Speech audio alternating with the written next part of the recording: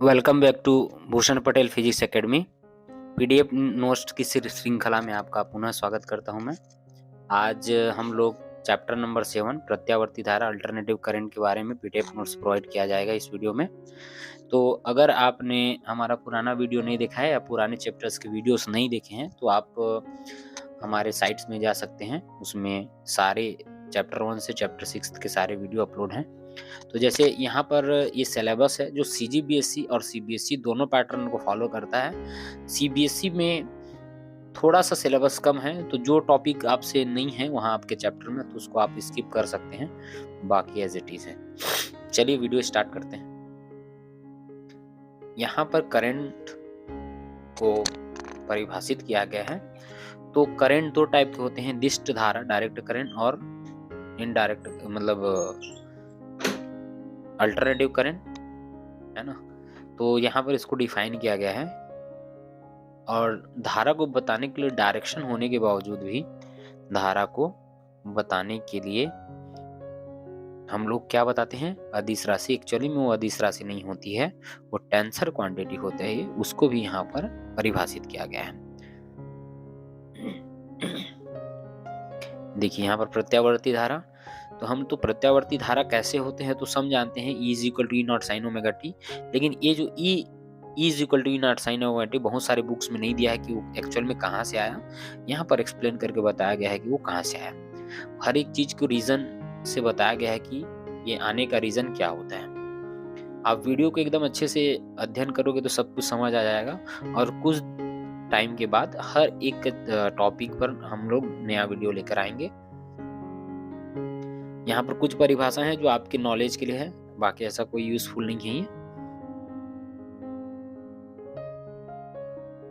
चलिए अब धारा का औसत मान देखिए। एक्चुअली में धारा के औसत मान में हम लोग रिजल्ट 0 आएगा, लेकिन ये क्यों आएगा धारा का औसत मान और कब अल्टरनेटिव करंट आया, इसके बारे में पूरा हिस्ट्री यहाँ पर बताया गया आप लोगों को। प्रत्यावर्ती धारा का वर्ग माध्यमूल, इसमें आपको ये पता चलेगा कि ये जो अल्टरनेटिव करंट है वो खतरनाक क्यों होती है। अब सीधा चले जाते हैं प्रतिरोध, प्रतिघात और प्रतिबाधा। यहाँ पर तीनों के डेफिनेशन को आपको बताया गया है और इसको कैसे डिफाइन किया जाता है उसको भी बताया गया है। अभी हम लोग हर एक ऐसे सर्किट के बारे में बात करेंगे जो एसी परिपथ से कनेक्टेड रहते हैं, जैसे शुद्ध प्रतिरोध, विशुद्ध लिखा है मतलब उसका मतलब शुद्धि है। और हर एक चीज के लिए वोल्टेज और करंट हम लोग निकालेंगे और उनके मध्य फेज आरेख और कला आरेख खींचेंगे। एक्चुअली में ये सिलेबस में नहीं है ना। सर्किट कनेक्टिंग टू VLR सिर्फ LC और LC सर्किट है, लेकिन हम लोग बिना L बिना C बिना R सर्किट को जाने LC और LCR सर्किट को नहीं जान सकते, इसी वजह से इसको बताया गया है। यहाँ पर एक और ट्रिक बता रहा हूं मैं। जैसे एसी परिपथ में विशुद्ध संधारित्र रहता है तो उसमें कौन अग्रगामी होता है कौन पश्चगामी, तो उसका एक फॉर्मूला है। देखिए यहाँ पर CI लिख दिया होना, C इज अ कैपेसिटर और I इज करेंट।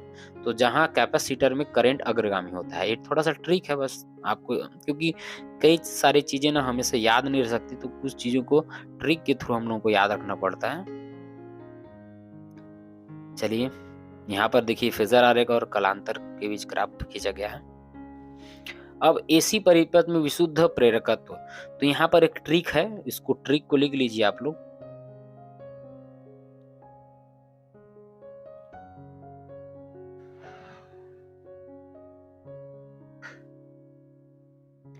तो इसका एक फॉर्मूला है, जैसे LV मतलब circuit connecting to L in here V is a leads to current by pi by 2। तो यहाँ पर वोल्टेज अग्रगामी होता है ना, तो एसी परिपथ के लिए वाला फॉर्मूला याद रखिए आप। बाकी आपको एकदम इजी वे से यहाँ पर नोट्स के थ्रू बताया गया है, आप एक बार पढ़ेंगे तो आपको समझ आ जाएगा। यहाँ ग्राफ बताया गया है, फेजर ग्राफ और कला आरेख। अब एसी परिपथ में संधारित्र और प्रतिरोध अगर जुड़ा हुआ हो तो वहां पर वोल्टेज और धारा के मध्य कौन अग्रगामी है और कौन पश्चगामी, परिणामी उल्टता क्या होता है, फेजर आरेख और कल आरेख क्या होगा, इसके बारे में यहाँ पर बताया गया है। ऐसी परिपथ जिसमें प्रतिरोध और प्रेरकत्व है।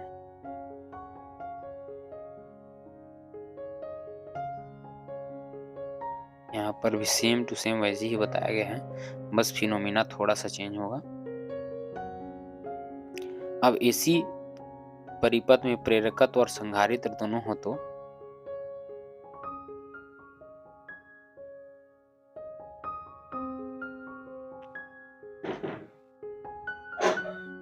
ये अनुनाद की स्थिति है, इम्पोर्टेंट है। तो आपके लिए एलसी और एलसीआर दोनों इम्पोर्टेंट है। तो ये आता है हमारे सिलेबस में, एलसीआर सर्किट मोस्ट इम्पोर्टेंट है। अगर आपने एलसी और एलसीआर सर्किट को समझने से पहले एलसी और आर तीनों को इंडिविजुअली आपको समझना पहले पड़ेगा।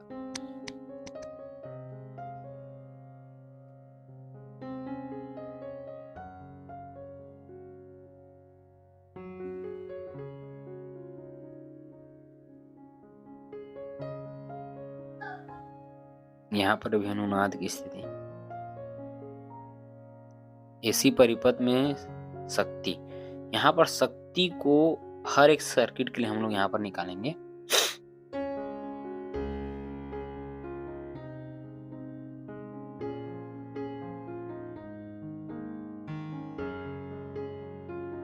अगर आपको वीडियो फास्ट लग रहा है तो YouTube में प्ले के ऑप्शन में उसको एवरेज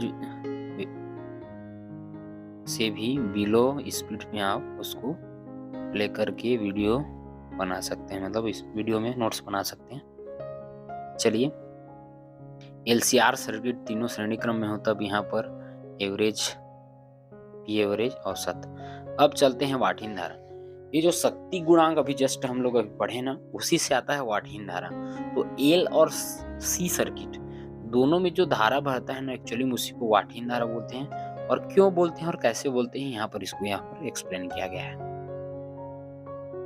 ये थोड़ा सा इंग्लिश मीडियम का नोट्स आ गया। चलिए, चोक कुंडली, एक्चुअली में जो वाटहीन धारा है उसको बेस मान के एक क्वाइल बनाया गया है, जिसको चोक क्वाइल बोलते हैं। जो आपके हमारे जो पहले अभी तो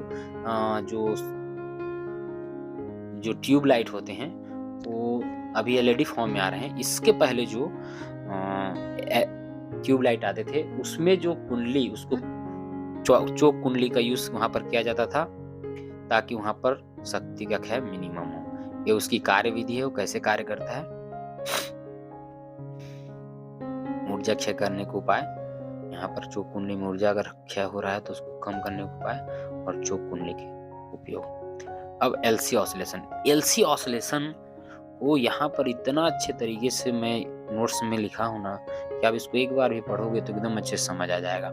हर एक डायग्राम को आप देखोगे तो कैसे यहाँ पर आवेशों का निरावेशन हो रहा है, डिस्चार्ज हो रहा है, फिर से करंट मैक्सिमम हो रहा है, आवेश शून्य की ओर टेंस हो रहा है। इस प्रकार की प्रक्रिया को क्या बोलते हैं, ऑसिलेशन। जब ये एलसी सर्किट में होता है तो उसको बोलते हैं एलसी ऑसिलेशन। हर एक डायग्राम की चीज को देखिए, यहाँ पर मैं अच्छे से लिख दिया हूँ ताकि आपको एकदम अच्छे से समझ आ जाएगा। फिर यहाँ पर गणितीय विवेचना के द्वारा भी हम लोग समझेंगे कि एलसीआर सर्किट में स्वाभाविक आवृत्ति कितनी होती है और आवेश कितना आएगा और धारा कितना है और उनके मध्य कितने डिग्री का कालांतर उत्पन्न होगा। तो यहाँ पर अमंदित दोलन हमें अगर ना दोलन में कोई भी मंदन ना हो तब इस प्रकार से बनेगा, लेकिन यदि दोलन में मंदन हो जाए तो इस प्रकार का वो ग्राफ प्लॉट। अब चलते हैं ट्रांसफार्मर। तो ट्रांसफार्मर बेसिकली दो टाइप के होते हैं, स्टेप अप और स्टेप डाउन, अपचाई ट्रांसफार्मर और उच्चाई ट्रांसफार्मर। इसी ट्रांसफार्मर कोई फिनोमिना को कैसे बनता है और कैसे उच्चाई बन जाता है वही ट्रांसफार्मर, और कैसे वही ट्रांसफार्मर अपचाई बन जाता है, यहाँ पर आपको ग्राफ के थ्रू बताया गया है। कैसे पटलित क्रोध प्राइमरी कुंडली और द्वितीय कुंडली में किस प्रकार से लगाए जाते हैं, यहाँ पर कार्यविधि बताया गया है कि वो वर्किंग कैसे करता है, वो सिद्धांत क्या है जिसकी वजह से इसमें ऐसा होता है। चलिए, अब चलते हैं परिणमन अनुपात, है ना। तो जो सेकेंडरी कॉइल में कॉइल नंबरों की संख्या और प्राइमरी कॉइल में नंबरों की संख्या के अनुपात को क्या बोलते हैं? परिणमन अनुपात। और दक्षता मतलब इफिशियंसी तो जानते हैं, निर्गत शक्ति बटा निवेशी शक्ति। अब ट्रांसफार्मर में ऊर्जा क्षय फिर से वही जो चोक कुंडली में ऊर्जा क्षय होगा लमसम, है ना। तो ताम्र क्षय, विद्युत चुंबकीय फ्लक्स और लौह क्षय, शैथिल्य ह्रास, ये सब रहेगा। ट्रांसफार्मर के बहुत सारे उपयोग हैं जिसको यहाँ पर आप देख सकते हैं। Thank you so much. और हमारे आप वीडियो में बने रहिए और आगे के पीडीएफ नोट्स समय समय पर आप लोगों को जारी कर दिया जाएगा इसी यूट्यूब चैनल पर। और 11 का सीरीज के लिए मैं बहुत एक ही 2 वीडियो अपलोड किया हूँ, लेकिन नेक्स्ट आने वाले दिनों में सारे वीडियोस आप मिल जाएंगे। Thank you so much.